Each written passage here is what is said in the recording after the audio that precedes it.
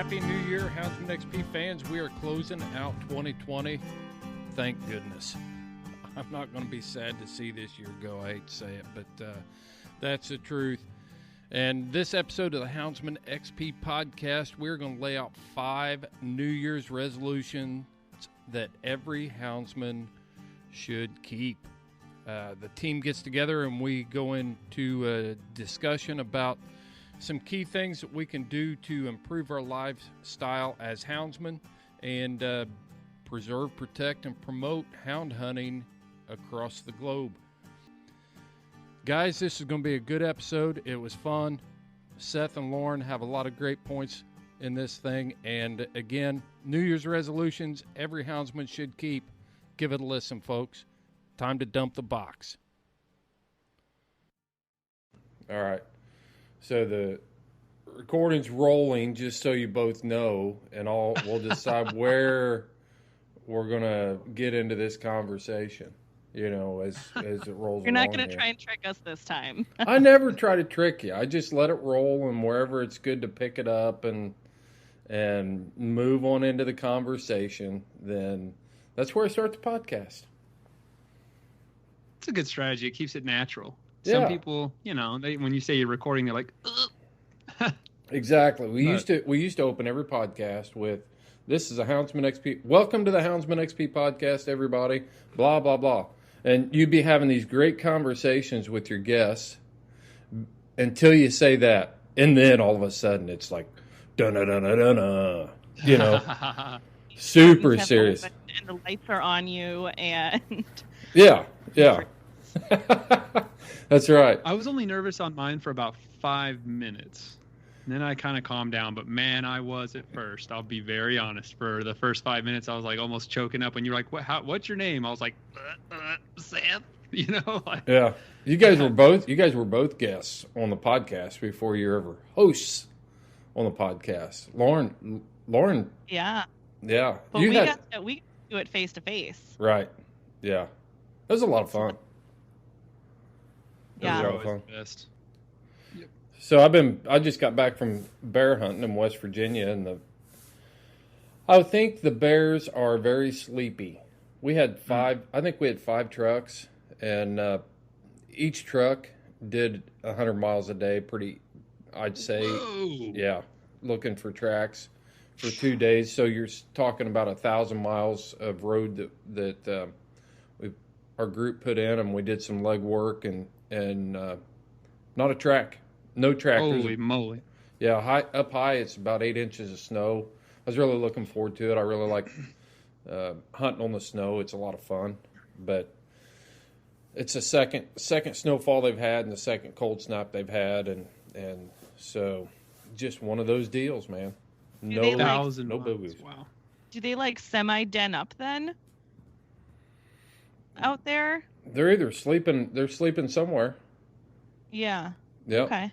Yep. Yeah, it's pretty high. I mean, I'd never looked at the elevation. I'd say it's probably. Well, I do know. You know, Texas Mountain is 3,000 feet. So, not super high, but it's high enough that there's definitely a difference in the amount of snowfall in the low country and up on top, and we were up and down those mountains every day. Sure. Yeah, I've been coon hunting in the snow, and I really do like hunting in the snow. But, you know, you don't see as many raccoon out, that's for sure. You treat a lot of den trees? No. Answer us both at the same time. Yeah. Okay, I didn't even hear what Chris asked. I said, are you treating a lot of den trees? Yeah.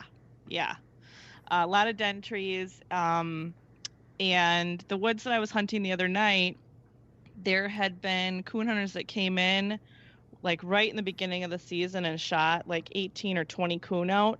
And the farmer didn't know that they were going to be coming because he would give me permission going forward. So, but I was like, okay, I'm going to go back to those because that's the woods I shot the black raccoon out of. And I'm like, I think there's got to be a couple more in here. And I knew it would be like a challenge for my dogs. So we went back and Piper went 700 yards to a den tree and I'm looking around, and I had 3 other people with me, and Andrea actually spotted the hole. You had Andrea with you? Yeah, and her puppy. Oh, good. Mm-hmm. And we spotted the hole, and then we got to see the raccoon inside the hole. So I was like, all right, this is a win. This is good. Did my first kind of stopped up and roll under a electric fence, and nobody got injured between the 3 of us. So 4 of us. How many strands? How many strands on the electricity?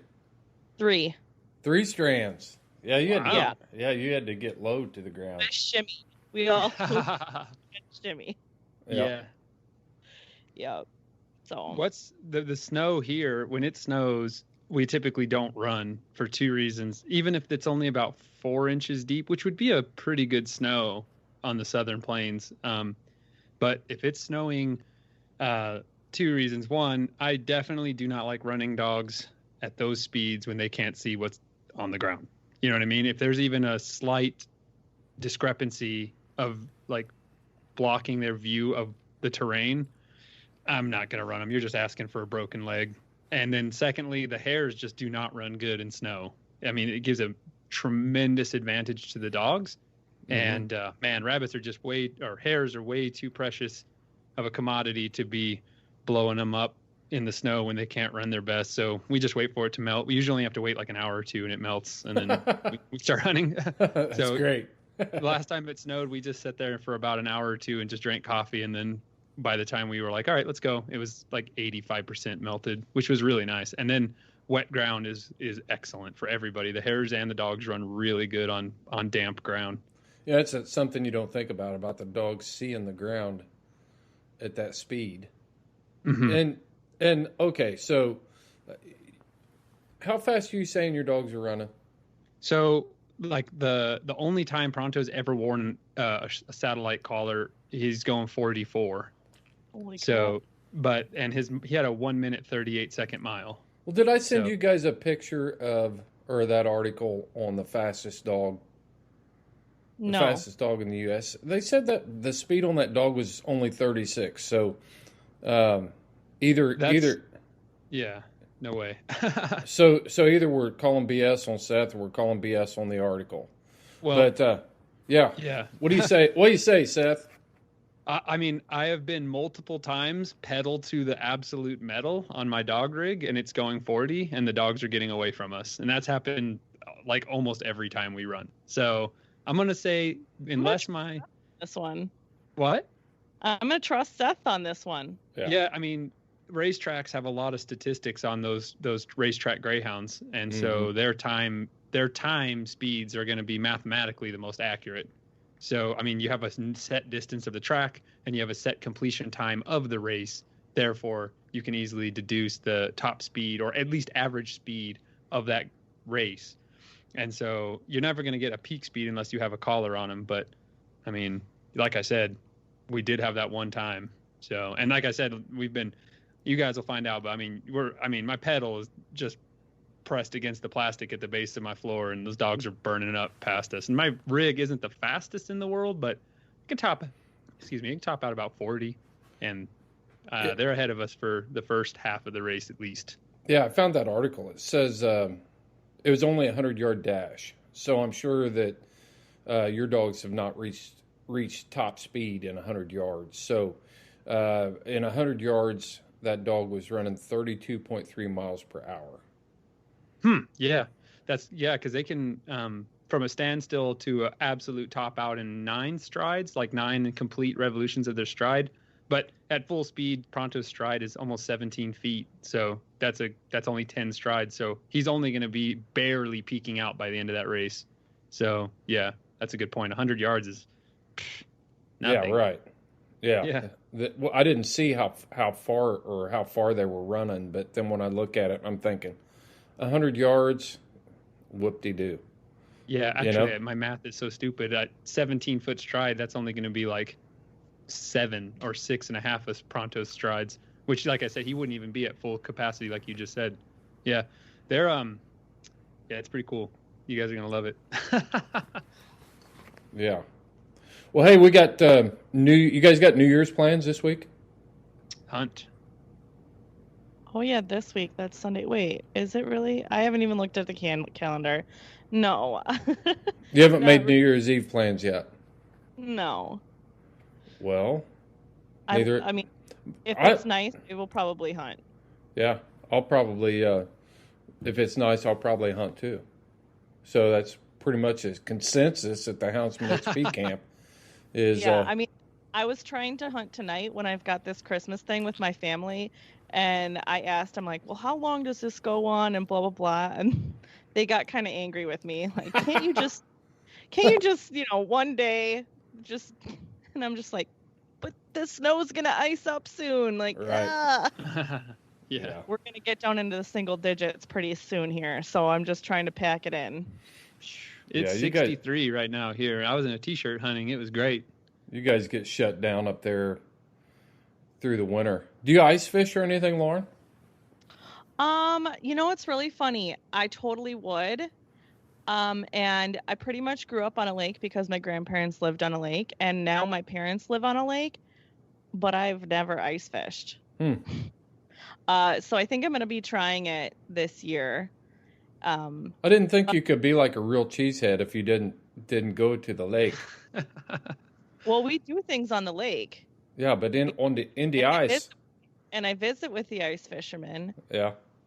I just, just sitting on a 5-gallon bucket or even in a shanty, I think I would have to have like a lot of food and beer with me because I think everybody does. Well, don't that's they? all fishing though. Not like in the summer when, in the boat, you can get a suntan, you can whatever. Yeah, I don't know. I wouldn't be very good either because I'm not much of a fisherman. I would need like the luxury deluxe shanty with the card table and about three or four buddies and playing some cards and not doing much fishing. Yeah, you're doing something else, and fishing is just the side. That's what fishing always was for me as a kid. Like when I was in high school, it was just we are drinking and hanging out and partying, and also we have some rods in the water. Exactly. You know what I mean? Yeah. So, and then invariably you forget about your rod, and then you go over there to walk over and see if it's still there, and it's gone. So some fish like bit it and just pulled it into the water, and you're like, well, that sucks. Yeah. And then you just go back to the beer pong table. Yeah, I mean, you almost don't even feel like you need a fishing license. The way I fish, I shouldn't even need a fishing license. I'm not really there fishing anyway. Yeah. You know what I mean? You're not going to pull them out of the water and clean them. You're just there to hang out. My grandfather was hardcore about fishing. I mean, like, he is to fishing like I am to running hounds. And my dad was forced to do it a lot, so he didn't really like it very much. But we'd go trolling with my dad when we were little, like my dad and my mom and my brother. And we'd all be trolling along in these lakes. And I'd always fall asleep behind my rod. And my dad would like yank on your string and make you think you had a fish. And man, it is so funny to watch people jump awake when they think they have a fish. Yeah. Or he'd put a bell on your rod, and then he would yank it super hard and make the bell ring, and you'd wake up, oh, I got one. But then you realize you just fell asleep. When I was working, it was always funny. You'd see Dad out there with the kids fishing, and we'd always sit back and we'd watch. If they were down there fishing with their kids, and legitimately trying to help their kids fish, then you don't bother those guys. But as you're sitting back and you're watching and Dad's out there and he's just like casting and casting up underneath it, and he's fishing and fishing and fishing. As soon as he saw that uniform coming, then he hands the rod to the kid. Yeah. And he's just standing back there. He's like, "Oh, you're doing great, son." It's like, "How you doing today, sir? Have you got a fishing license?" Yeah. "How you doing today, sir?" I'm not fishing. I'm just helping him fish. Yeah, I've been watching you for 15 minutes, and you haven't even let him touch the rod. I want to do an episode where we just listen to good game warden stories seriously, because before I was a fully formed adult, I was a nefarious teen, and when you live in the like wastelands of southern New Mexico, there's a lot of nefarious teen activity. But I've always kind of like been on the other side, and you always think you're so clever. That's another thing too. It's so funny. Like I thought I was so clever. I was hunting with a black powder shotgun, And this saved my skin, actually, because I thought we were hunting in an area that was kind of sketchy, but I wasn't sure. So I was like not really that excited to shoot. But since I don't have a choke on it, I didn't shoot. The birds were too high up. And the game wardens rolled up on us super fast. It was a sheriff and 2 game wardens. And they were like, we saw you guys shooting. And they started handing out tickets. And I was like, I didn't shoot. And they're like, I know you did. And they were like, we heard everyone shooting. And I was like, trust me, if I shot, you would know, because there would be like a giant white cloud. And then I told them I had a black powder shotgun. And they were like, oh. And then we talked about it for a second. And they're like, oh, I guess you didn't shoot. And I totally escaped a ticket. And I was like, yes. So that was the only time that I was clever. Otherwise, I was stupid. I don't have any game warden stories yet, knock on wood. I just have, running from the police in college type thing. Oh, gee whiz. I think a lot of people have those stories. Yes. Yeah. Well, yeah, Wisconsin winter. I mean, there's always something to do on the lake that my parents are on. My dad makes an ice rink because they're really into hockey. Yeah. And I'm going to still try and run my dogs. I ran them up till February 15th last year, and going to try some coyote hunting. Not going to really use my dogs on it. I think that's a good call, personally. Yeah. After talking to you, I'm like, yeah, you're probably right. Mm-hmm. Especially since the 2 nights ago when I coon hunted, we don't have a ton of snow. I mean, in some parts it probably is deeper, but Piper got like frostbite and super like chafed nipples. They were really I hate that. and disgusting. I've never seen that before. That's weird. Yeah. So I was worried, but like the next day it was fine. But I'm like, yeah, let's not do that again. Yeah. Hey, I got a question for you, Chris. This is going to be a segue. This is going to be a total segue, but you're going to whip out the big segue. Okay. Here we go. Okay. A friend of mine just recently lost one of his beagles to coyotes here in New Mexico. Really? And I was wondering if, yes. And I told him that was going to possibly be a problem. Do beagle hunters in the East have to worry about that as much? Is it as common for those little shrieking beagles to bring coyotes in? Because I know a coyote isn't going to be no threat to a large coonhound, but to a beagle, I mean, they definitely can. Does that happen? Do you guys know of that? And also, listeners, throw us a comment or something if that's happened to you. It's more prevalent during once February hits, and the rut starts for the coyotes. Mm-hmm. Then I've had more encounters during February and through April during their denning season than any time, because they get super territorial at that time. Yeah. And it's not to the level of like Canadian gray wolf type territory. They're just not tough enough. Yeah. But yes, when I have mountain curs, then I've had coyotes run my mountain cur back past me.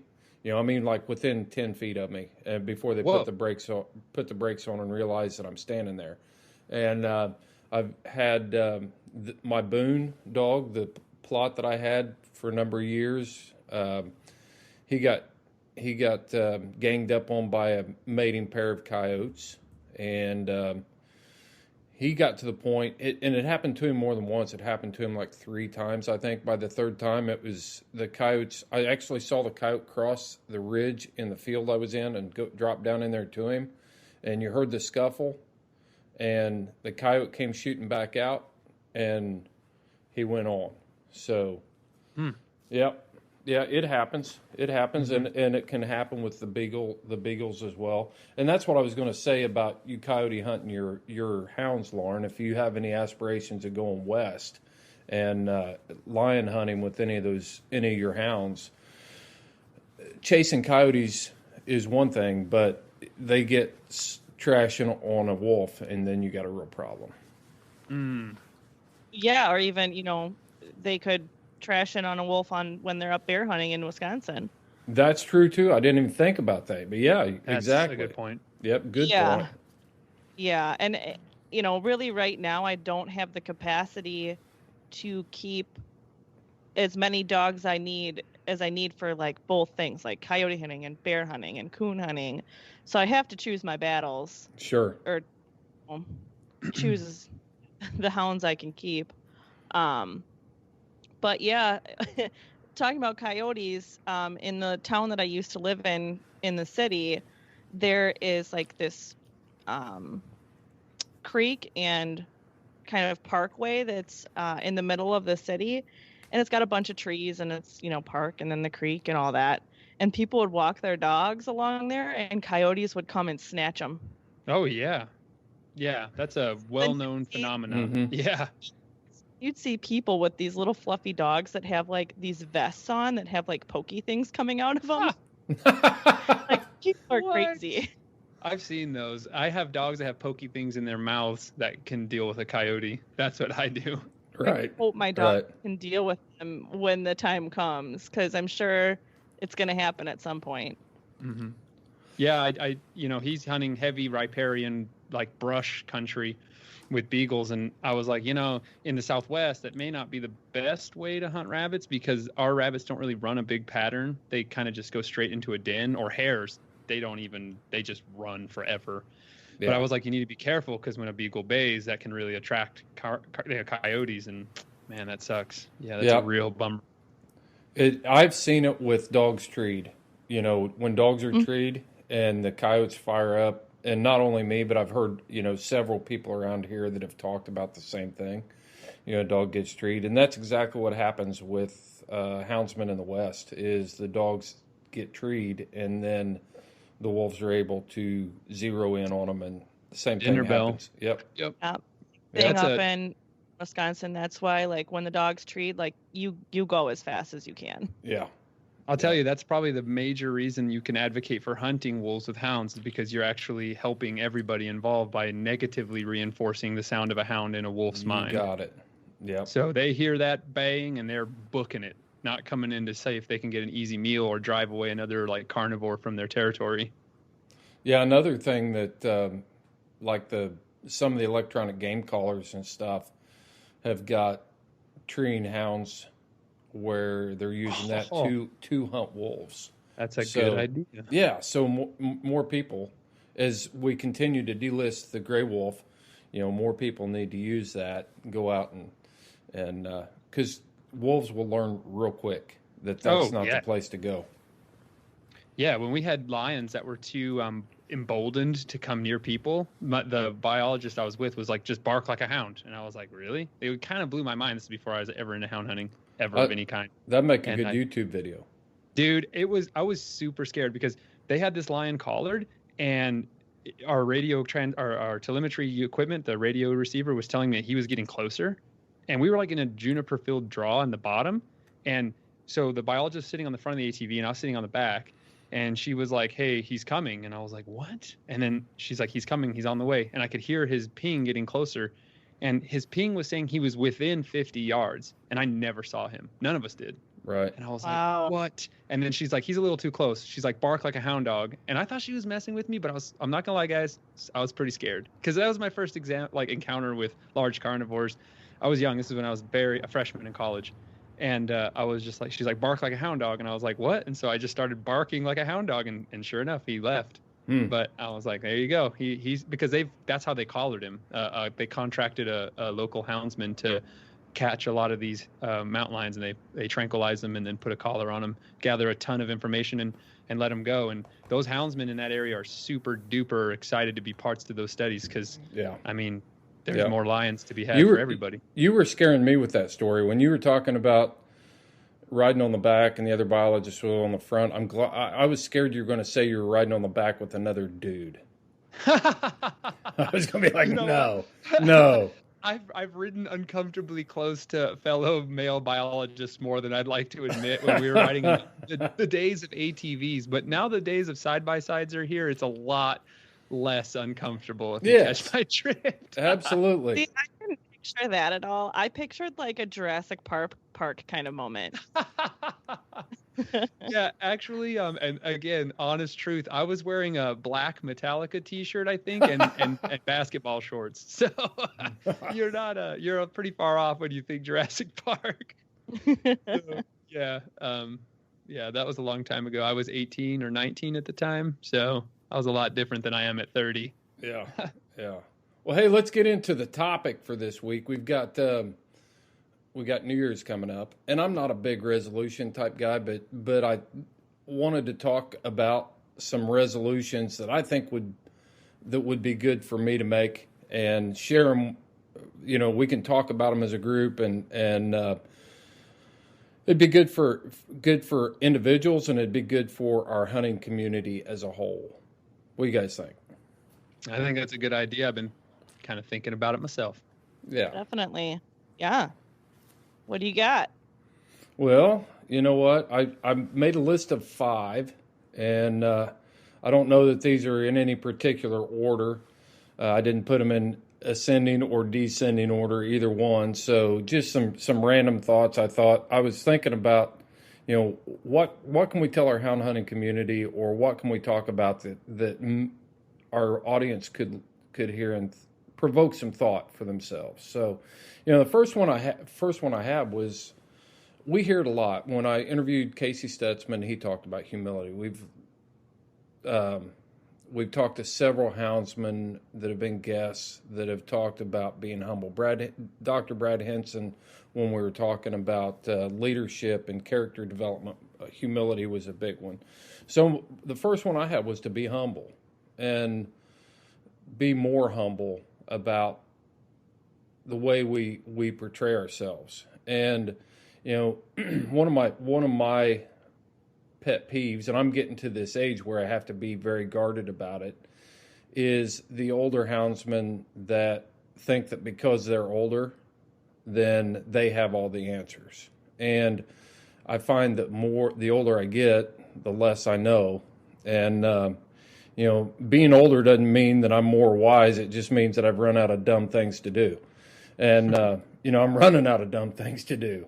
And I think there's some value to that. And I pick up a lot of cool stuff from younger houndsmen all the time. And they figure out ways to do things, maybe some better ways than I've done them over the years. So I just think humility is a very good character quality for a person to have. Nobody wants to sit around and listen to everybody brag about their dogs all the time. You know, it's one thing to be sitting there talking about a great bear hound you had, or a great side hound you had, or a coon dog, or whatever. Those are all great stories, but there's a difference between that and being braggadocious and boastful about it in that aspect as well. And we all know that everybody doesn't always have good days. So if you're always acting like everything's always going great, well, joke's on you. Yeah, yeah. A good friend of mine once said, the higher you get on your dogs, the more you're going to be upset when they humble you, because every dog has his day pretty much. But like, I mean, I've been guilty of this myself. You catch 3 or 4 good hairs in a row with your duo, and you're like, man, my dogs are unstoppable. And then when they get outrun, you're just like, what happened? And you sit there again. I was alone, but even still, I'm like, what happened? You're sitting there trying to parse it out, make up all these excuses. And sometimes you just gotta be like, look, that was a good hair, or look, they were having an off day, or mistakes happen. And when you talk to other people about your pack, those 4 catches in a row, you really do need to make sure you're not just like, oh man, like they're unstoppable, they're super, like whatever, you know what I mean? Yeah, I'm not saying. Yeah. It's not you have to sit there and act like a weakling or a wimp. You know what I mean? Sure. Not that kind of humility. Just I know several houndsmen out there that I've been around over the years who are always leading a good hound. If you see them, they're going to be leading it. If they're out hunting, they're going to have a good hound. But they also are the type of people that they let their dogs do their talking for them. They don't have to brag about them. They just let their dogs do their talking. And after you hunt with them for a little bit, then you realize that, to me, that's the hound defines the houndsman. And there's no reason for a person to be bragging about their hounds. Let your hound do your talking for you. Absolutely. I also like hearing and learning, and because I'm so new at this, you know, there's times when I'm just like, I don't even know what happened. And if I get to hear stuff like that from other people, that helps me learn like why my dogs did something or what I should do to correct it, things like that. Yeah. And the most accomplished houndsmen understand that. They don't need to make excuses for their dog. They laugh about it. They go on. They correct the problem. When you start making excuses, that's a lack of humility. We've all heard that line. Oh, I've never seen him do that before. Well, then you haven't hunted enough. If you've never seen your hound do that, you probably haven't hunted him enough to see him do that yet. So, but yeah, they don't make excuses. And if your dog makes a mistake or something like that, it's just, that's part of it. It will happen. Don't worry about it. And I think when we start getting so uptight, then that's a lack of humility as well. To realize that it's just part of it. We're out here to have fun and a good time, and we all hit those days when things don't go the way we want them to go, and you just, the most accomplished houndsman I know, just roll with it, correct the problem, and find the next track, or cut them loose the next time. That was exactly what happened to me today, and this is exactly what we were trying to talk about today. Nothing went right today. Everything was a quote unquote disaster, but you know what? At the end of the day, me and my buddy, we were shaking hands, and we were just like, you know what? At least we were out having a good time, and our dogs are getting exercise, and they got to see a hare. And that's really all you can ask for, And I guess another thing I'd like to add is that I think it's natural for everyone to kind of slingshot in that the like being less than humble about your own dogs, because I know myself, I've done that. When my dog was really turning it on and really starting to just smoke him, and he was just running at his absolute peak, man, I did go pretty hard in the paint about how good he was. And I just kind of needed to, I was just so excited. That I don't know if it was in well, either way, it's just, the point is that, man, it's like you got a megaphone, you're so excited, and you want to tell everyone. And I really needed to just simmer down and just remember that, hey, look, he's fallible. Things happen. Yeah. You get outrun. It's totally normal. I was never mad when I got outrun, but man, it did sting extra hard when I didn't have those expectations. When I was just so happy when he caught one, I was just like, yippee. And now I was expecting almost them to get it. And when they didn't, I was like, what happened? And so, definitely have come back more to the center over this last season than I did the season before. Hounds are more than capable of dishing up a healthy helping of humble pie when you really don't want it, For sure. Absolutely. For sure. Go ahead. No, I was just going to say, if you guys haven't got anything else on being humble, I'll move on to the next one. Lauren, you got anything else? No, I think I'm good. Just thinking about being humble with my dogs. Well, the other thing I think, I've got one more thing that I forgot about, and that goes for new houndsmen. I talked about the old houndsman side of it. We have to be humble too. We got to realize where we came from. But the younger houndsmen need to realize, if you let your dogs speak for themselves and you put the work in and things like that, you don't need to brag on your dog. And I think a lot of times people, new beginner houndsmen, want to fit in, so they go overboard with their stories about their hounds and things like that. And a lot of times they think they get things figured out before they really do. So there is some value to listening to the old timers. I bear hunt with a guy in West Virginia, and just watching him in the woods. He's been to more bear trees in the last 2 years, or seen more bears, and ran more bears in the last 2 years than I have in my whole life. And just watching him in the woods, the way he reacts to situations, you can look at him and know that he's been there, he's done that, and you watch and you listen to what that guy has to say. He, without a doubt, he's the guy that you're going to look to if he says you don't want to do that, or you want to listen to that. And I think it's important that all of us never give up on that, whether you're, 13 years old or you're 52 years old like I am. If you stop learning, then that's your fault. That's your fault. Agreed. Totally agree. So the next one is, I'm going to make a commitment for 2021 to keep no more hounds than I can provide quality care for. Why do houndsmen? I think we fall. Yeah, go ahead, Lauren. You go with this one.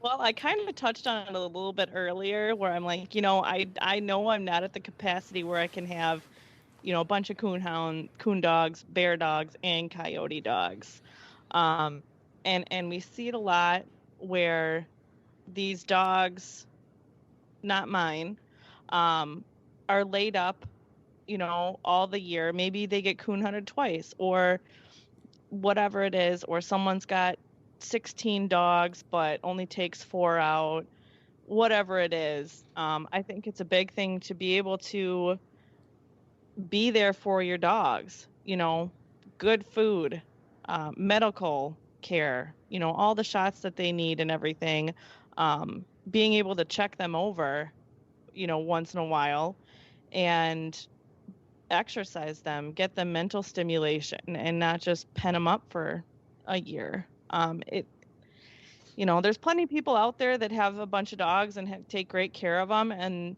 then there's others that don't. And if you can't care for that many dogs, or they're not going to get what they need, exercise, medical, all that stuff, what's the point in keeping them and trying to feed them? Agreed. Right? Yeah. Seth? I agree. Yeah. Well, I've seen both equations. I've seen both sides of this talking point. But myself personally, I told my wife when I got into hunting with dogs that I would never keep more than I can keep in a kennel row in my utility room, because to me, part of the joy I find with hunting with dogs is the relationships you build with the individuals. And if you have too many, I just don't get to build those bonds. And I think it's really enjoyable when I go out to the prairie and I can just open my door to my truck and just let them out to go to the bathroom, do their business, and then get in the rig all on their own. I don't have to leash them. I don't have to worry about them.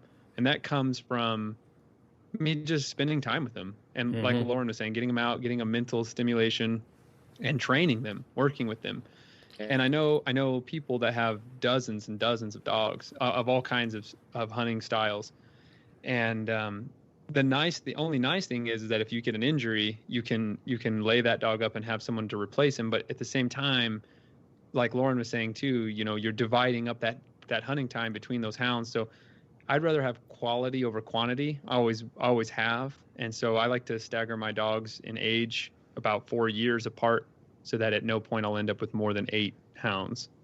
And I just think that especially medically, that's the hard part, right? I mean, that's the conundrum of getting more dogs is those vet bills can just stack up on you. And when you get enough dogs, you're just like, there's no way that each one of these is going to get the care that if I only had 2 or 3. But look, if you really want a superstar, you just got to put in the money. And that's a tough pill to swallow sometimes.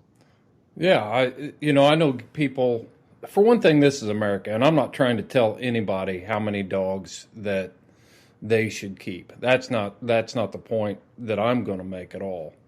Everybody's got to set their own standards. I know some people who feel like that, only brand name vet care, for vaccinations and worming and stuff like that. If that's their standard, then they need to live within that standard, because they can become costly quick. If you're using some other alternative methods to cut down on costs, as long as you can provide that care that hound needs, then that should be your standard. So, medically comes down to not what you can afford, but what the dog needs, and if it gets to the point where you've got a yard full of mud and dogs living in refrigerator boxes tied out on 4-foot chains because you can't afford enough chain, then for me personally, I'm not keeping that many dogs. So, that's where I'm at on it. And nutritionally, I've seen it for years. I've heard it for years. What do I feed my dog? And you get in, it's the classic dog food post. What does everybody feed their dog? And you get everything from the high quality, expensive dog food, and then you'll get that comment that, I feed my dog Alpo. It's cheap, and I can feed all my dogs Alpo. And one guy says I feed. Believe it or not, I feed Alpo. It's cheap, and the dogs do really well on it. And another, it seems like they have plenty of energy. And another guy says, energy doesn't have anything to do with food. It has to do with breeding. And I'm like, what? Why are we feeding? If they can metabolize their own energy, why are we feeding them at all? Well, let me. If nutrition doesn't matter, let's ask NFL athletes if they're eating McDonald's every day. No dissing McDonald's. I love myself some McDonald's, but I'm also not a top tier athlete. You know what I mean? Yeah. Yeah. Yeah. I mean, the thing is, I know people that actually feed pretty low quality kibble, but also supplement their diet with whole meat and whole animal ground. So Yes. That's what we're talking about. And my goodness, people, there's something that you can know is if you have a local rendering plant nearby, they sell tons of meal that you can just find, like ground up animal remains, and you can add that to your dog food for pretty good protein. I mean, it's not it's a questionable freshness, but dogs don't really care about questionable freshness. It's all cooked, and that's what's the most important to me. Yeah. But Yeah. Anyway, I like to. Oh, go ahead, Chris. I was just going to say, my own rule of thumb is if I've got to start bargain shopping for dog food because I've got too many hounds, or then I've got too many hounds. Mm-hmm. And you can't keep them all in good housing, and you can't keep up with cleaning up after them and getting fresh straw in their houses. Like if you can't keep up with it, and you're not ready for that commitment, and things start to deteriorate, you got a problem. Man, it can get on you so quick too. That one more puppy and then boom, you're overwhelmed. You know what I mean? It just seems like it can happen. I've been there, and I've been like, I've got too many dogs. I need to get rid of. Need to find some new homes for some of these dogs because I've got too many. So Yeah, at one point that was me with just one other dog besides Piper. And, now I've got more, and we'll see how things go. Well, you're a banker, though, so you bankers. I feel like I was headed towards that road quickly, but meeting sage advice has saved me from that doom. Because my problem was this type of dog runs really well, but also so does this. Let me grab a couple of those, and then, man, wouldn't a fusion of these two be incredible? Oh, Maybe yeah. Grab one or two of those, and then I was like, wait a minute. One of my good friends was like, hey, stop, let them get older, be more sage about your decision, and give it time. And I was like, okay, and I live by that code now. But man, that saved me from having 6 dogs in a hurry. I'll tell you what, if I had my dream come true, I would have beagles, I would have bear dogs, I'd have coyote hounds, I'd have a Criollo bear dog or a Finnish Spitz, and Airedales and all these cool dogs. I'd have them. I'd love to have them, but man, I just couldn't afford it. Yeah. And I couldn't do right. And the main thing is not only financially, I couldn't do right by the hound. And I think that is so important that we've got to keep that in focus. I couldn't have my full-time job. My dogs would end up having to be my job that I don't get paid for. Right. Mm-hmm. Right.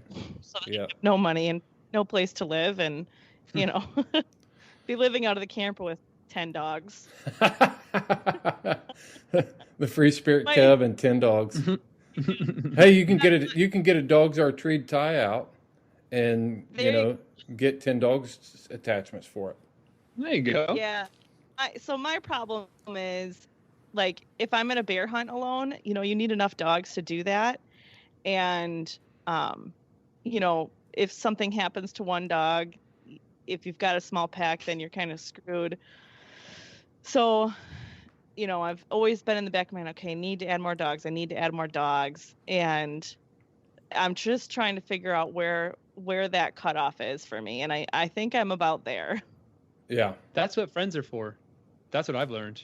Really, Yeah. like other people have different styles and different dogs, and some days, like right now, my pack is incomplete. My female hit a submerged car hood out in the middle of the desert. It's like, God, it just makes you just rub your forehead and be like, anyway, yeah. I backtracked the race on the upswing of her gait at full speed. The right side of her inner tarsus hit a car hood that was sticking up out of the ground, and so I'm out now unless I run with other people. So that's really made me a lot more social and outgoing in a way. Now I'm running with all these other people, and I am getting to experience other styles. Other people have dogs in their prime. Other people need help.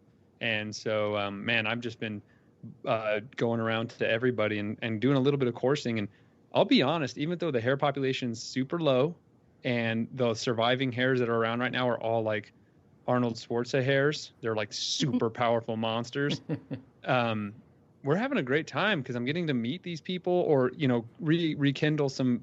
Like I got to hunt with someone like one time, and this year I've been out with 3 or 4 times already with them, and it's a ton of fun to just reconnect and build those relationships in the community. And so I've been getting smoked a little bit more this season, but you know what? Those hares need to go on and reproduce anyway. So I just tip my hat and say, "Go, mate! It's your year. It's your yes, exactly.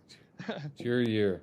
Okay, number 2. I'll keep no more hounds than I can give top quality care to.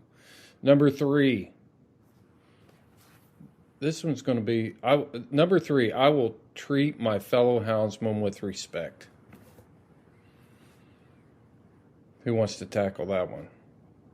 I can start that only because, like, one thing that surprised me as a houndsman, just getting started, I wouldn't even call myself a houndsman, as a guy who has dogs and who's learning, it blew me away how much drama was in the community.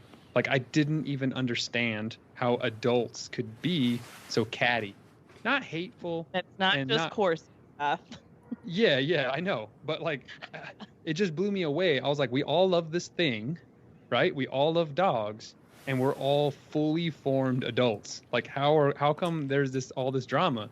And so I just told myself, and luckily, the person I course with the most is, like, super anti-drama too. And so, like, I just told myself I will only interact with people in a positive light, even if this, like, network of people doesn't like each other. And so I'll just interact with everyone in a super positive light. And I just say right up front, I do not do drama, and I refuse to partake in it. And it usually keeps everyone super level and cool. And I just have made it a point in my life interpersonally to always keep positive forward and, like, just avoid any kind of smack talking and drama. And it's really served me well. And I have, I just think that the community, we are such a small minority that we really, of the, like, entire outdoor community, we really do need to be better with each other so that we can be a united front in defending our lifestyle. That's how I've always felt from day one. I just thought that was, like, completely obvious, but apparently, like, it does need some more. I feel like there just needs to be some healing in some aspects of the community. Not all, and of course there's a lot of people that are friends and sweet, but, like, I just mean, like, I was surprised that it was so cliquish, and I don't think we should be at all. I think that's just kind of a natural progression, really. I mean, a new guy coming into this, I mean, we got people that are wanting to come into our community, and they want to be a part of this fraternity of houndsmen. And so they have these big expectations, and then they get into it, and all of a sudden it's like, ugh, this is kind of ugly. And they make decisions whether they're going to be a part of it or they're not going to be a part of it. And same thing happens in job spaces and things like that. You go into my experience with law enforcement, the natural progression is you get the fired up rookie, you get the guy that's got a few years on and he starts to fit in, and then he gets to be cynical, and then he realizes that none of that's any good, and he just starts trying to help other people. And the same thing happens with houndsmen or any job. But we're talking about houndsmen here. I think it's just pretty natural. But, I mean, consider the fact that you've got all these young people or newcomers that are wanting to be a part of our community, and we need them. We definitely need them, but then we want to get ugly about it, and we don't recognize the truck, so we pull off and we ask them who they are and what they're doing and why they're hunting in our spot in the middle of a national forest. You know, you know, and I'm like, oh, it's not. It's just as much theirs as it is yours. You know, I remember Calvin Redhouse, and this is what when we interviewed Calvin, and this is what amazed me about him. He hunts almost exclusively on the Navajo Nation. Calvin is a Navajo. That is Navajo property. But anybody can go there when they get a tag, if they're properly licensed, and hunt. And Calvin's attitude is, no, I don't get upset. He goes, you might beat me there the first day, but you're not going to beat me there 2 days in a row. Mm-hmm. You know, that's a good way to put it. And he absolutely has claim to that property more than I do. And so when I hear a guy like that describe, it's not my fault that I'm there. It's his fault because he decided to sleep another 10 minutes or 30 minutes or whatever it was. I'll go somewhere else. I just thought that was, of all the interviews and all the people we've talked to, that is one of the comments in 80 some episodes we've done that have stuck out to me.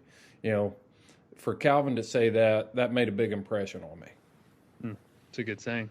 Mm-hmm. And you know, in the public land sphere, I just think there's so man, it's great to talk to people with entirely different life experiences, and that's one thing I've really enjoyed about this show, because in the West here, well, New Mexico and the public land that we have, there's so much that when I see another hound truck, my eyes light up. Like, I can't wait to talk to them. And I was just gassing up my dog rig at a very small town, and a truck rolled up next to me with a hound box in it, and a guy gets out and he's like, oh, sweet box, and we just start talking, and man, we were just so excited. But at the same time, you know, I've had people come up to me about like hunting on public land and be like, you can't hunt here, you know, like this is where we go. And I'm like, look, dude. Yeah. You know, so it can get weird, but that is a good saying. I was sitting there thinking about what Calvin said. That's a great saying, man. Yeah. Really like great. that. It's a great attitude. You know, he's treating his other houndsmen with respect when really he doesn't have to. I mean, he really doesn't. He doesn't have to. Yeah. So. Good guy, though. You know, with me being so fresh into this, but at the same time, you know, I have the ability to mentor other people and help other people get into it, despite the experiences that I've had, not necessarily treated with respect all the time, you know, running into dramatic situations, things like that. I'm just trying to flip things, stay positive, and do what I can to keep people wanting to come into the sport, take people along, you know, reach out to people on Facebook or respond and engage with people and answer any questions, things like that, because I want to turn any bad experiences that I've had into momentum. How do you do that? Explain that. How do you do that? Kind of just brush it off and be like, you know what? Maybe that happened for the best, and I'm just going to get over it, and it's going to make me a better person, and I'm just going to try harder, or, you know, get out there earlier, or whatever it is.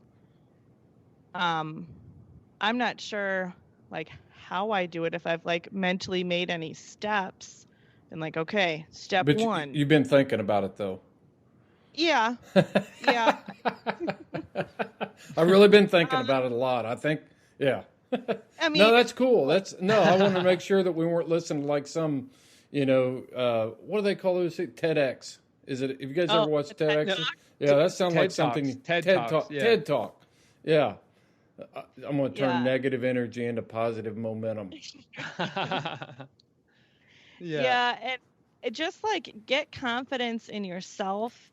That's something that I'm working on, and like for me, it's like a lot of guts to do things that maybe I wouldn't have done myself before.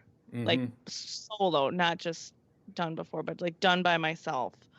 Like that's kind of a big one. And just, yeah, I don't know what else to say about it, but I don't think I've completely brushed everything off that's happened, because I still think about it from time to time.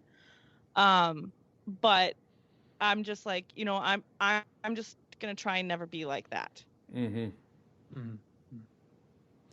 Well, I think the thing that we forget, and it's easy for us to forget, and maybe it's just from my professional life through my adulthood in law enforcement, you know, people watch, and they see when we're not treating each other with respect. And if you've got newcomers that come into that, then they're not going to want to be here. They're simply not everybody wants the drama. You know, we've just got to treat each other with respect. It's just the right thing to do. There aren't enough of us that we can have splinter cells and different groups. At the end of the day, we've got to put aside some of the petty differences that we have and come together around a common cause, or we can watch it all go away. We can watch it summarily reduced to sharing stories about the good old days. And there isn't a lion in the world or a bear track or a coon hunting spot in the world worth destroying a relationship and creating an enemy over it, to the point where we're all individuals and we lose our lifestyle. It's just not worth it. Totally agree. And this needs to go definitely onto the like virtual sphere as well. This needs to be online. We need to treat each other with respect online as well, where I think is where most of the negativity is, to be honest. I rarely see houndsmen and women being ugly to each other's face, but I see a lot of it behind a keyboard. Yeah. And so, which is a good segue to our next topic. If the next resolution, I will represent the houndsman community well. You know, I think that we talked about respect, and now I'm going to make a commitment to respect them well. And you know, in the field is the first part where I've got to do that. And I touched on it just a second ago. People are watching. And when they see that truck roll down the road and they see a dog box, a lot of times the general public doesn't look at that and say, oh, there goes Chris Powell. I know that guy. They know nothing about me. The only thing they know is their past experiences that they've had with guys with pickup trucks and dog boxes in the back. And if it was a bad experience, then if I'm going to go out and misrepresent my community, then I'm hurting all my fellow houndsmen. And that's not treating them with respect, for sure. You know, it's like when we used to teach hunter ed. People don't see the man under the orange hat. You know, the guy carrying the shotgun. They never see the guy under the orange hat. They just see the orange hat going through there, and whether it's a good or bad experience. If it's bad, then they're going to think, oh, there's a hunter, that's bad. Or there's a hunter that was good. And I told a story on a recent podcast, you know, about the epic failure with a local while I was out bear hunting. And it was me. I did it. It was stupid. You guys the podcast isn't out yet, so you probably haven't heard it, but I'll be real brief on it. But it was highly energetic, and we're catching dogs off a busy road and a lot of stuff going on, and people were honking at us, and it was a dangerous situation. So my emotions were running pretty high, trying to grab dogs and get them in the box and get them off this road. And Did you flip the bird? Huh? Did you flip the bird to a person in the car? No. Oh, okay. It wasn't. It was just the typical Chris Powell response. Some woman stops on the side, pulls up, and she goes, "Hey, can I talk to you for a minute? There's something that I need to talk to you about." And I was putting a dog in the box, and the dog was trying to get out, and looked at her, and I said, "What?"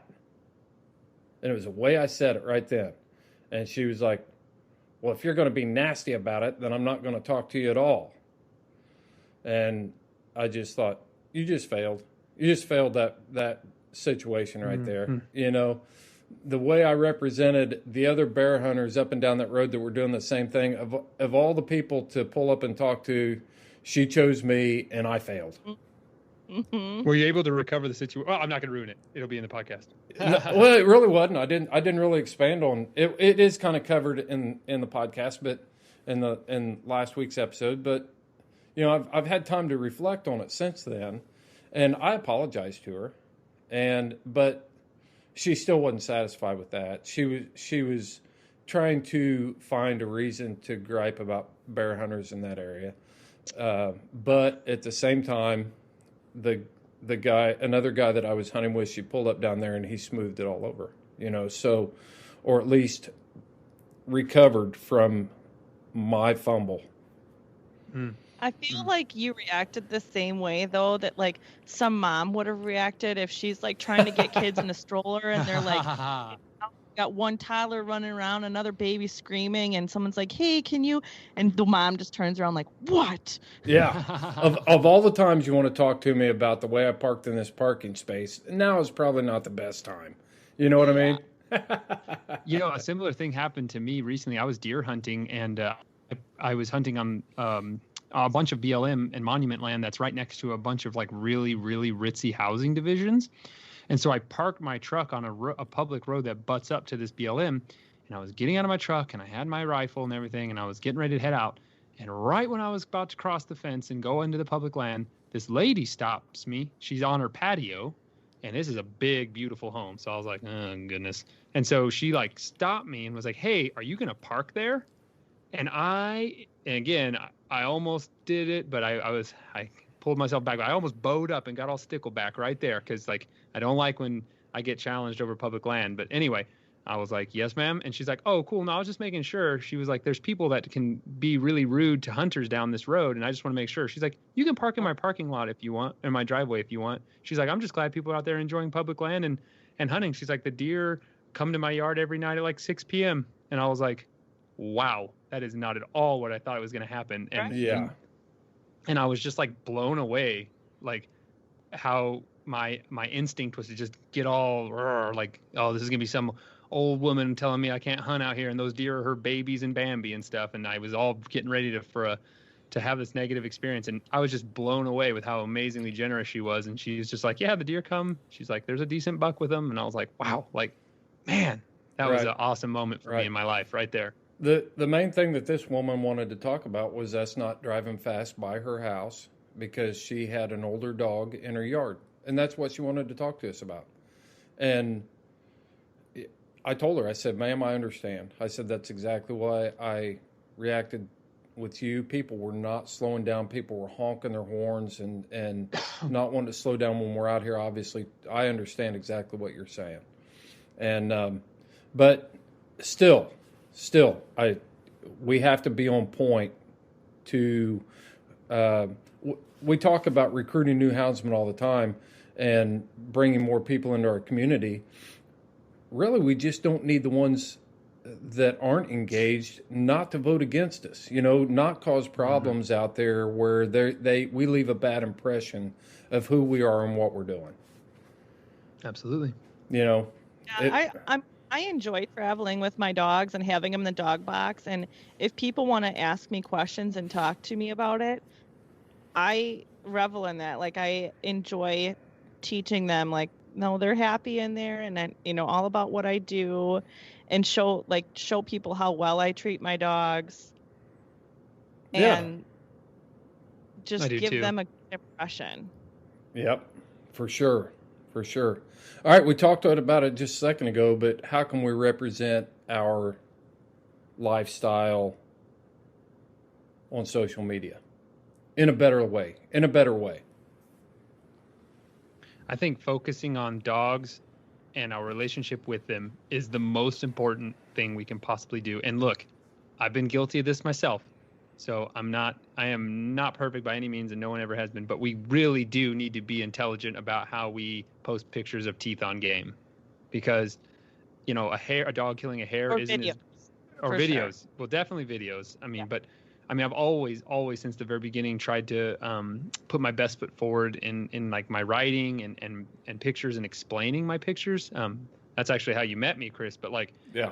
I've also been guilty of like showing a picture of the dogs, like 2 dogs on one end of a hair and then another dog on the other end. And, you know, obviously that's not going to end so respectfully in our image. So I think the first thing we can do is we need to be way more mindful about pictures of teeth on game. I think, you know, as a houndsman community, we're really excited to show those pictures. It's like, look, like I succeeded. Like this is the zenith of photos I can show that I succeeded. Like there's this animal here, my hound's here, me holding my dogs. This is it. I succeeded.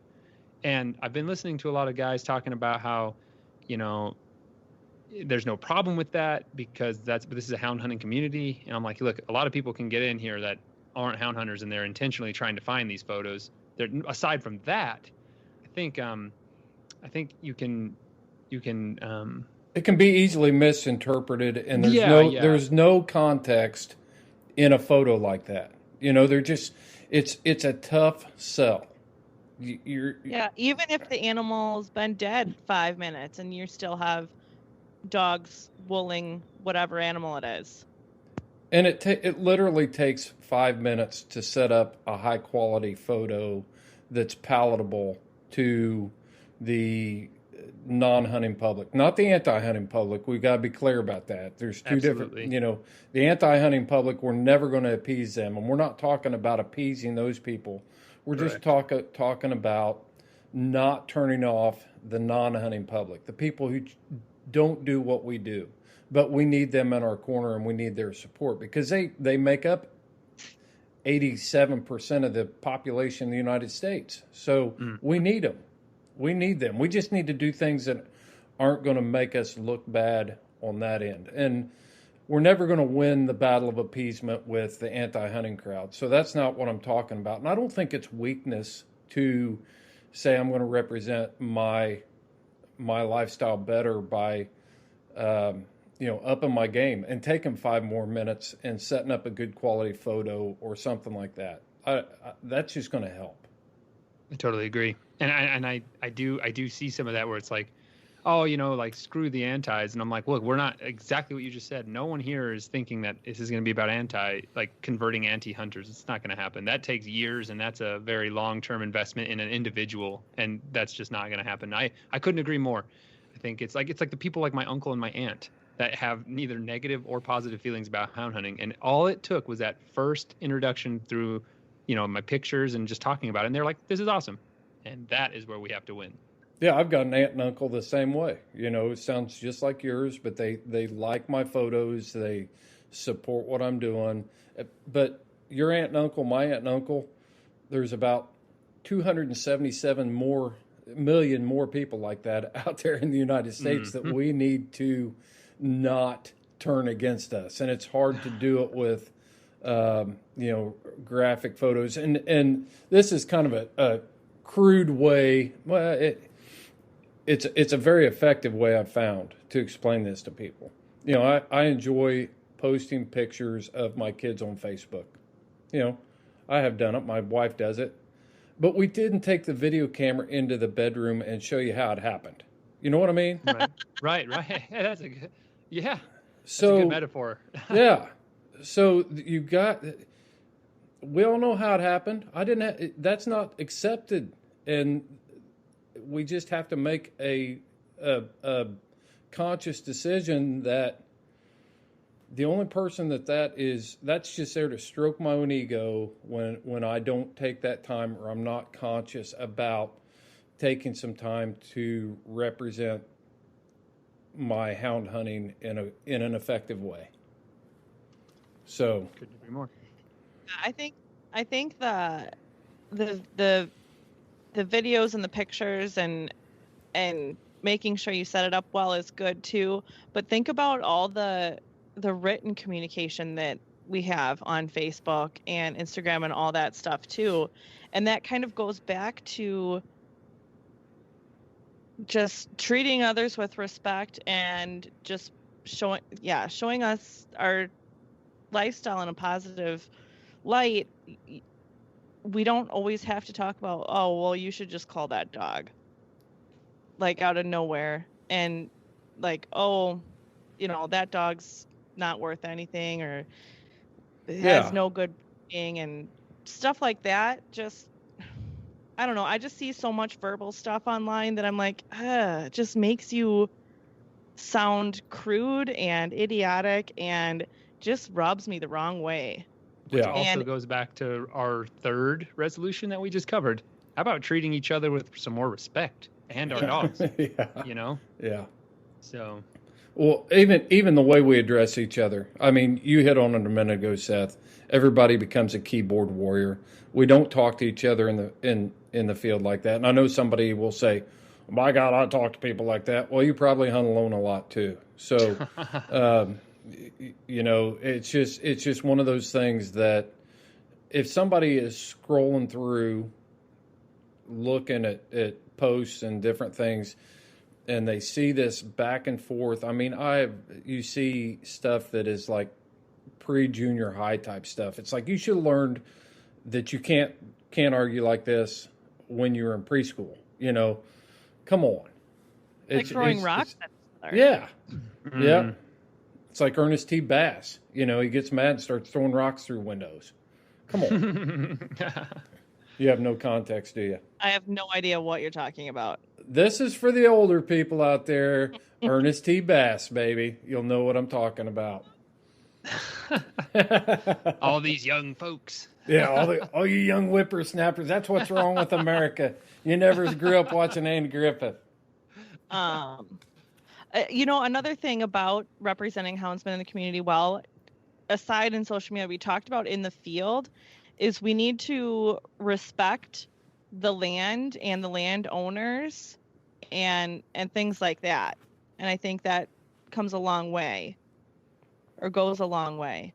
Like, I told one of the landowners I have permission on, I'm like, yeah, I found a bunch of Mountain Dew and some beer cans and stuff like that, and I picked it up and we brought it out. Or, like, I don't know, a couple weeks ago, we found a bunch of dead raccoon, and we didn't know why they were dead. I'm like, yeah, I got them out of there. I pulled them out anyway because I don't want anything else getting sick. Stuff like that.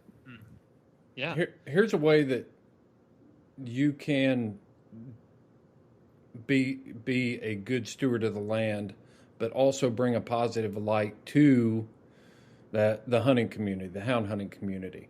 So keep some trash bags in your truck, and you're hunting on somebody's place, and you find some trash there, pick it up. Well, stop by their house on your way out and say, hey, have you got a trash can I can put this in?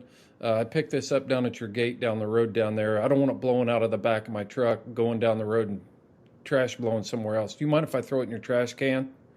Okay, that's deliberate. I'm not saying we have to be, totally we gotta have some gamesmanship here. Okay, I'm not saying stop 3 miles down the road and pick up some trash and then use that didn't come off their property. But if you have the opportunity, that's a good way to let a landowner know that you've got the best interest of their property in mind. You're there as a guest, and now you're like, hey, you mind if I throw this in your trash can? I just picked this up at your gate down there. Another thing that I do is every spring I talk to them, and I'll probably ask about twice a year, do you guys have anything you want me to do to help on the land? Do you want some brush cleared? Do you want me to help move some logs? Do you need X, Y, and Z done? Yep, and I'll offer it, and I usually get met with no, but thanks anyway. We're good.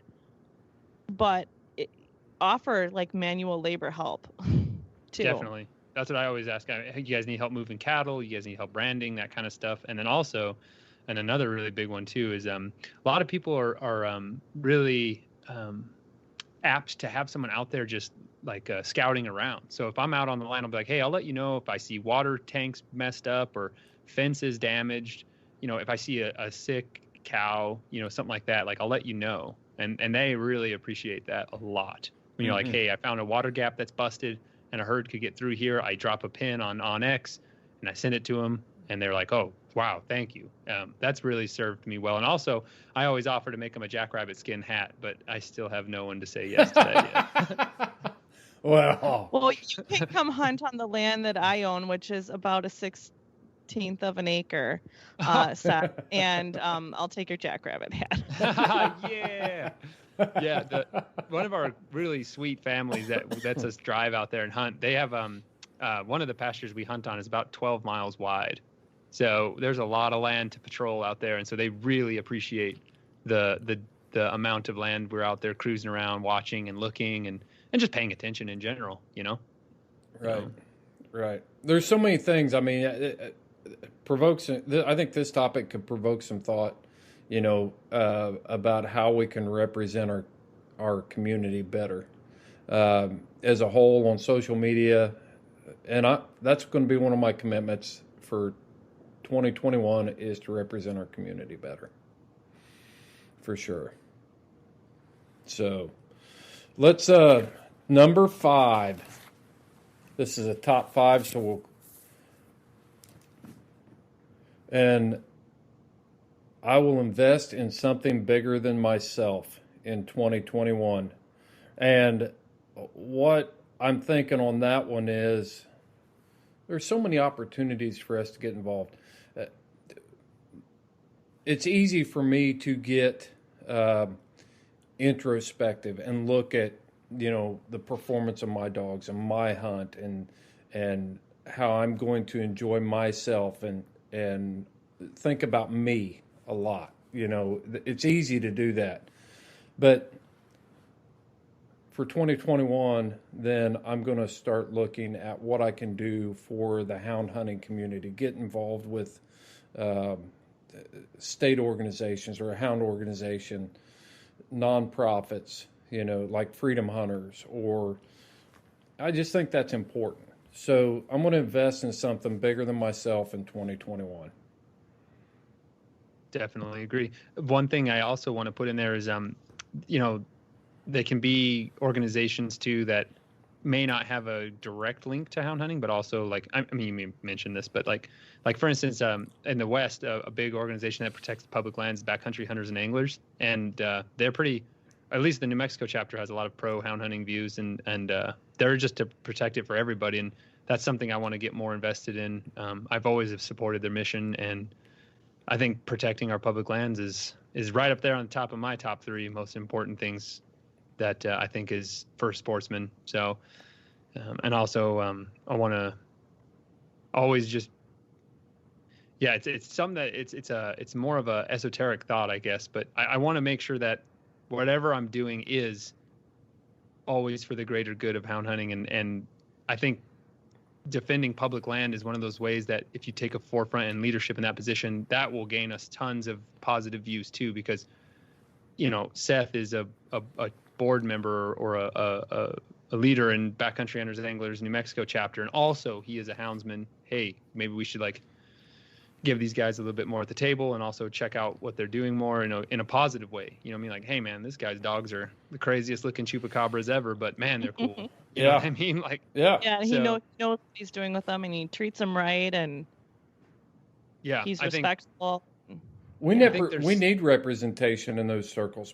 Organizations like that, like Backcountry Hunters and Anglers, they're swinging a pretty big stick these days. They've done their homework. They've got political ties, but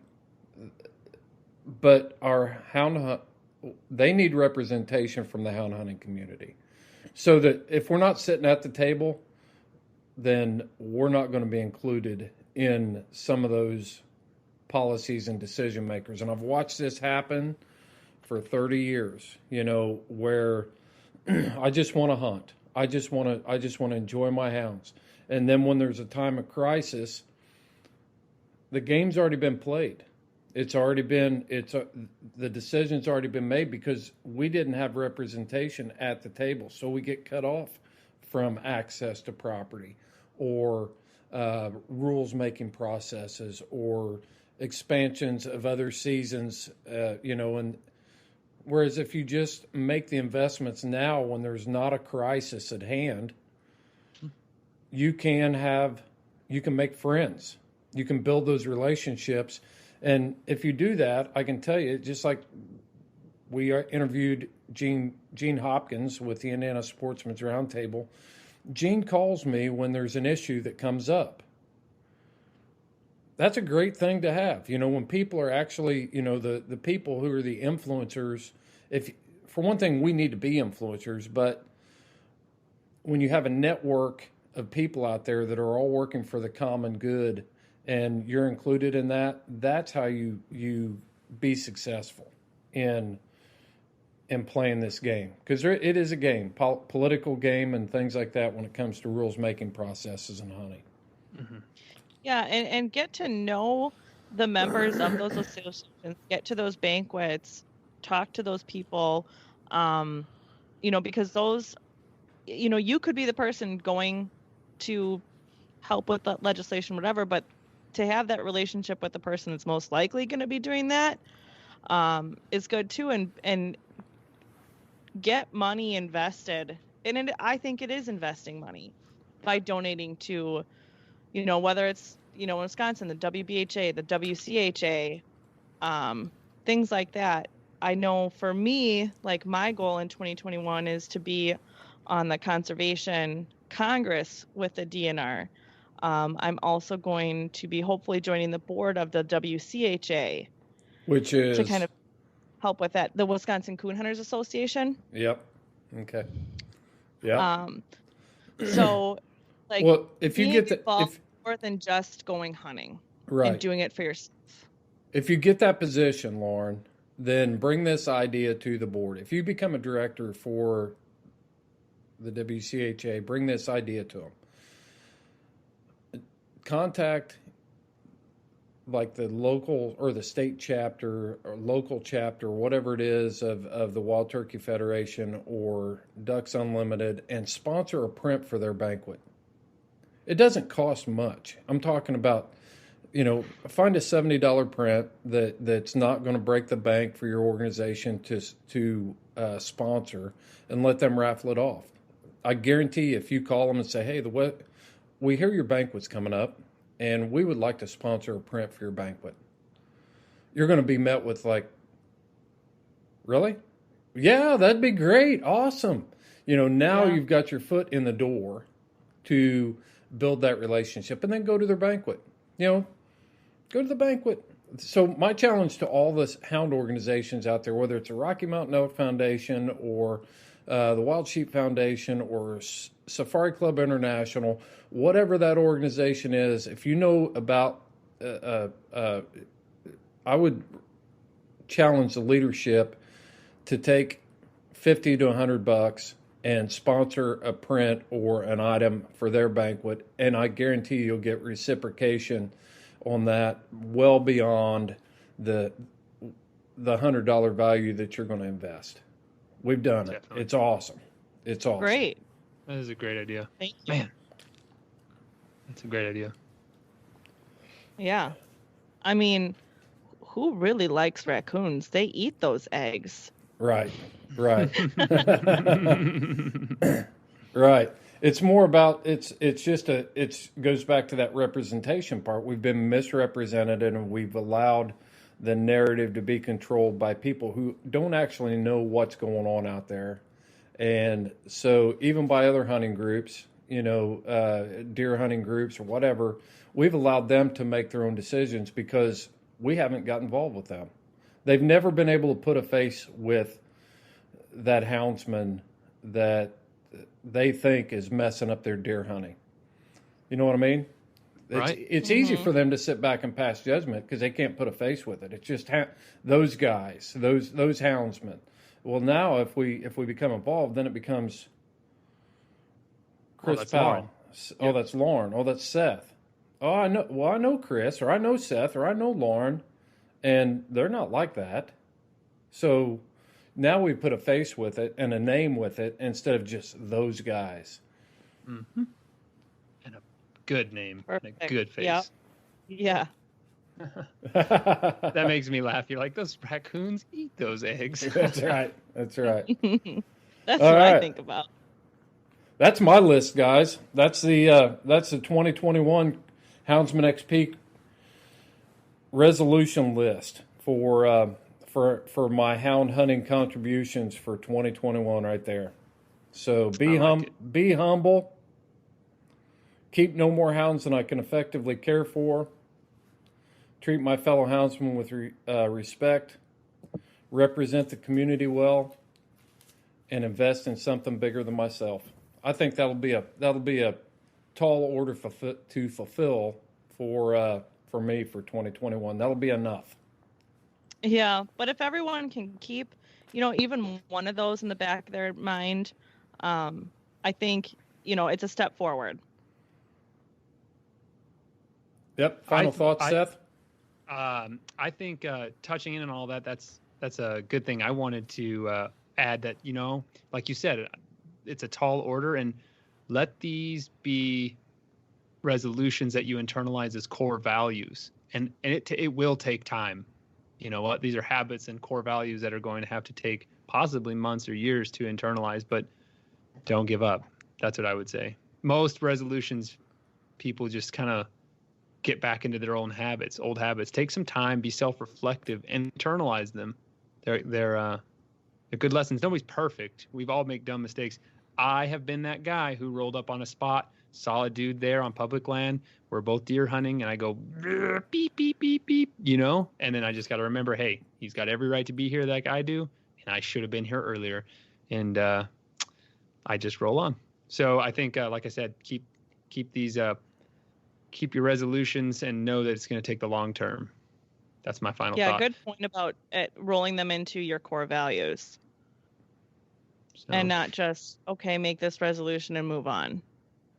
I do have a final thing I want to touch on, but I'm going to wait until we're completely done with this train of thought. Lauren, you got any final thoughts? You can't do that. A final thought is a final thought. We can't have a final thought and then another final thought. It's a final thought in an entirely But it's not related to resolutions? It's not related to resolutions, but I'm crazy excited and I want to tell you guys about it. And I want to tell everyone about it. I mean, I don't think I have any final thoughts on the resolutions. I've spoke my mind there, and I'm just excited to see what I can do in 2021 and how things are going to change. Great. That's good. That's real good. Well, I don't have any final thoughts on it either. I think we covered it pretty well. Yeah. And my final thought is, why does Seth get two final thoughts? Well, now we're both on the edge of our seat. Exactly. And okay, let's hear it. Okay, Chris, I know you're I don't know if you still are, but in the past you've been a flintlock hunter yourself, and I harvested a really nice old buck with my flintlock last week, and I'm still really excited about it. And one of my resolutions. About something? Right. One of my resolutions that has nothing to do with hound hunting, but my newest resolution is get even closer. That's my resolution that, this is a long-term one, guys, but flintlock, I don't like shooting anything more than 80 yards.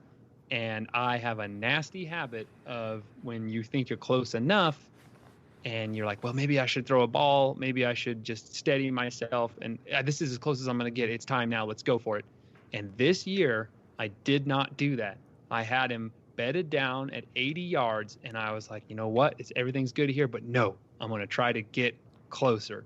And I ended up getting another, bad at math, but I ended up taking the shot at 58 yards, and it was a perfect lung shot, and I was super psyched. So I was crazy proud of myself, and I had to say that mantra in my head, get closer, get closer, get closer. And you're so scared, you're so nervous to move, break cover, and try to move over that gravelly ground. But I'm super glad I did, and it turned out really awesome. So I'm still living on cloud 9 from that. That was amazing. That was so fun. The only you lost me when you started talking about throwing balls. I thought you were going to talk about I loading pictured firewood. A tennis ball, actually. Oh, did you? Yeah. I was a 60 caliber rifle, so it basically is a tennis ball. I was envisioning loading 2 heavy chunks of firewood, So Anyway, it was sweet, you guys, and I'm not going to regale the entire story, but Oh yeah, I made a huge amount of tacos for my mother-in-law, my family, my wife. Even though she's vegetarian, I still pretend I make some for her. And I made some fake boca meat for her. But anyway,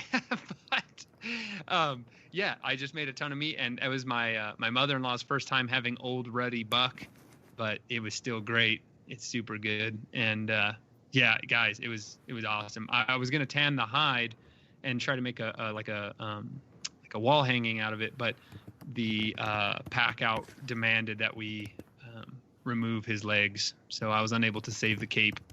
I could have, but it was just too much weight and it was way too far, and so I was like, you know what, next year. So, but anyway, it was fun. Chris, I gotta ask you, what was the first thing you got with a flintlock, and what range was it? It was a wild turkey. Oh, yeah, awesome. Yep, it's wild turkey. Was a 62 caliber smooth bore. It's a Fowler piece, traditional Fowler piece. So Nice. 28. It was 28, or no, it was 20 gauge, true 20. So Awesome. yeah, I'll yep, have to do that one day. yep. Well, guys, hey, I appreciate your input, and Lauren, you want to close it out? No, I don't. Seth, I'm blanking it. Seth, you do it.